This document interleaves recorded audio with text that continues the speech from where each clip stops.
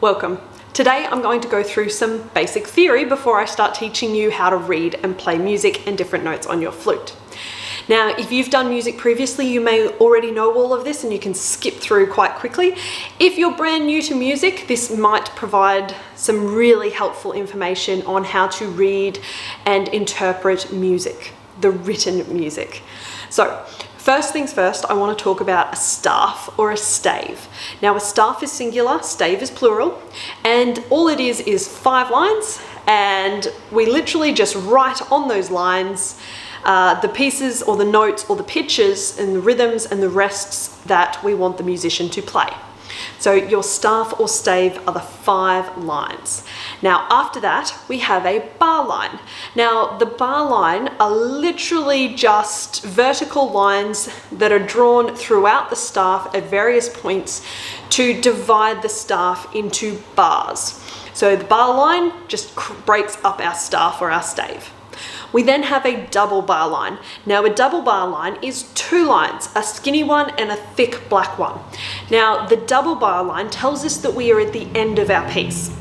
If you've lost a piece of music that's multiple pages, you will know that it is not complete if you cannot find the double bar line somewhere on that piece of music. So we have our staff, our bar line, which subdivides our staff, and then we have our double bar line, which tells us that our piece is finished. Next, we have our treble clef. Now the treble clef, or commonly called the G clef, literally tells musicians that this is what the notes on these 5 lines are going to be.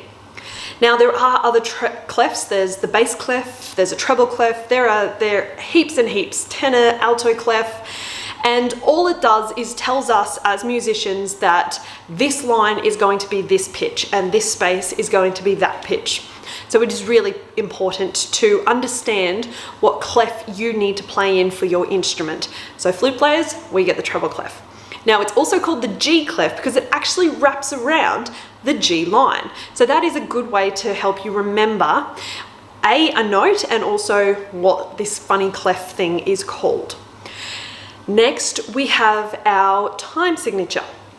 Now our time signature, I'm pretty much for the rest of this course going to be using 4/4. So a time signature are 2 numbers on top of each other at the start of a piece of music. Now the top number tells us how many notes or beats, how many beats are going to be in a bar. The bottom number tells us what type. So if it's got 4/4, I know that there are going to be 4 crotchets or 4 quarter notes in every single bar. Now it gets a little bit crazy. If I sit there and say 32 on the top number and something on the bottom, that means I'm going to have 32 notes in a bar. Don't worry, it'll never happen. But you would commonly get 4, 3, 2. Sometimes you might get 8 or even 9. So the top number just tells us how many beats we're going to have in a bar. Bottom number tells us what type. Now you'll understand the type a little bit more when we start going through rhythms. And now for the last thing that I want to go through with you before I start showing you how to play music is this little round circle Dubalaki, which we will place on the staff. So this note is a rhythm and it tells me as a musician that I need to make noise for 4 beats. And then on top of that is this little line with a little black rectangle dangling off that line. Now that is basically a rest. It tells me as a musician not to play. So the round circle is called a semi-breve or a whole note. It's worth 4 beats.